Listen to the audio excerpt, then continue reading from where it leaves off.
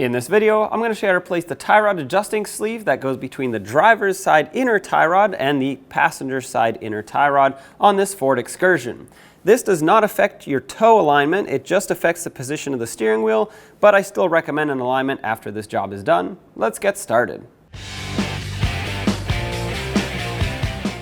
Let's loosen these two bolts up so we can loosen up the sleeve, clamping down the two tie rods. I'm using a 16mm on the bolt side and a 15 on the nut side. Now, of course, if you have the original sleeve, you're actually going to have different sizes, most likely 15 and 15. So let's take these off.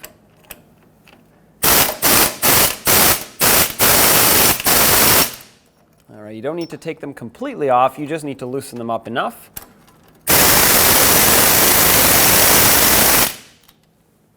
Up top where the stud goes through the pitman arm, let's remove the cotter pin.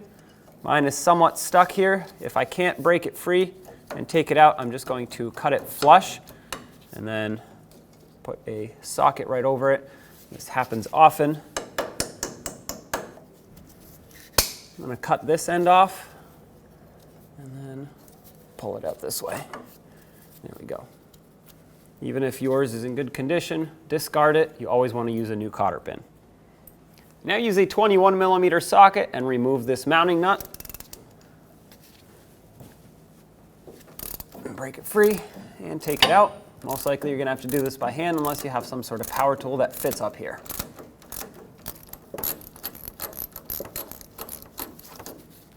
Once you take this out most of the way, leave it on a couple threads so that when we tap this here to separate these, it doesn't fall right down. Having said that, well, let's tap the pitman arm right here and separate the stud.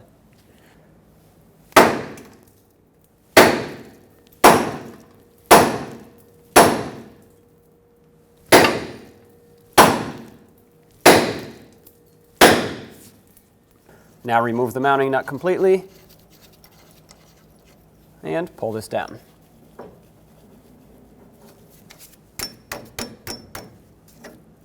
All right. At this point, if you are able to spin the tie rod out of the sleeve, go ahead. For me, actually, this one is kind of stuck. The sleeve is spinning over here, and I need to separate these two. So I'm going to take a pry bar and tap it right in the split here. If you can't spin this around, just look around and find the split. This will make it so that not only will it spread the sleeve apart, make it easier for us to remove this tie rod, but also it'll allow us to hold the sleeve in place.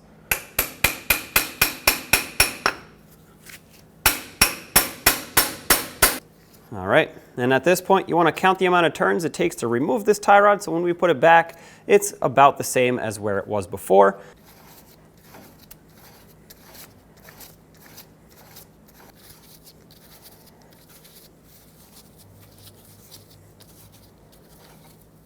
"28 turns for me. It's going to be different for you, but whatever number you have, write it down, and there it is. Let's remove the sleeve. Keep in mind that this is reverse threaded, so turn to the right to take this off, and of course count the amount of turns it takes so that we can put it back about the same as where it was before.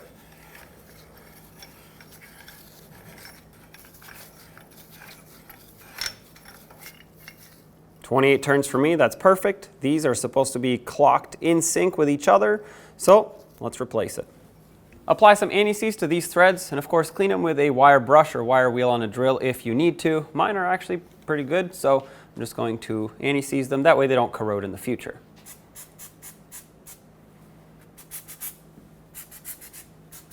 And of course, put some on the inside of this sleeve for the same reason.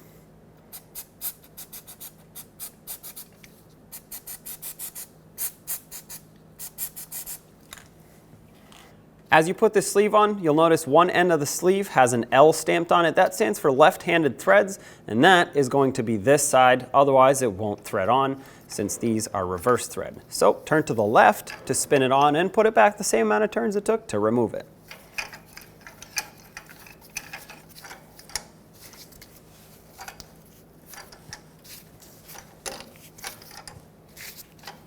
All right about there is where mine was before. Apply anti-seize to the threads of this tie rod, that way it doesn't corrode in the future. You don't need a lot, just a thin coating. Apply some on the inside of the sleeve as well for the same reason. Now thread this on the same amount of turns it took to remove it. Sometimes it's necessary to put a pry bar in here and just tap it to spread the sleeve open. This will help with the installation.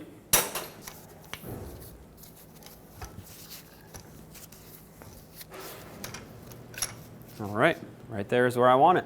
Take this tie rod and put it back into the pitman arm. Might have to move it around a little bit. There we go. Slide it through, put the mounting nut back on at the top, and let's snug it up.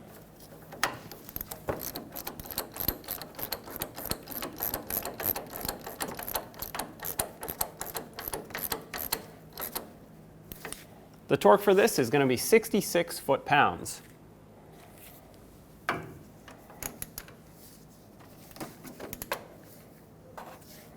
It's normal for this to want to spin. Let's just let it do its thing. There we go. Once it's bottomed out, you can torque it all the way.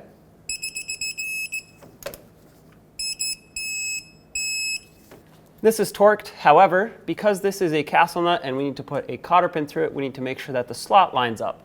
If yours does not, continue tightening to get it to line up and never loosen these. Looks like I have to go a little bit more. Slide this cotter pin through, and of course we're going to bend it over to lock it in.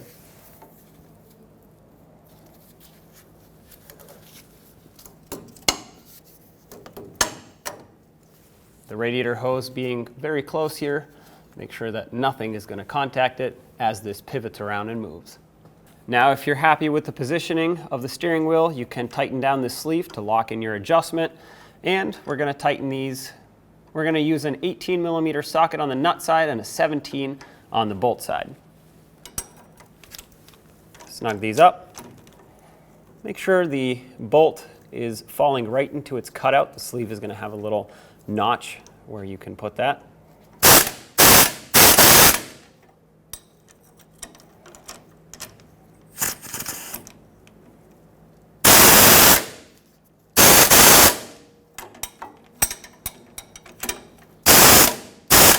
With these snugged up, let's torque them to 41 foot-pounds. If needed, hold the bolt so it doesn't spin. After finishing this repair, it's important to have an alignment done on your vehicle.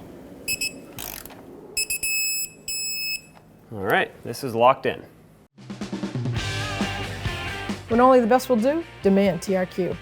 The only company that lets you view before you do. TRQ is committed to offering the highest quality aftermarket auto parts that are engineered for peace of mind. Thanks for using and viewing with TRQ.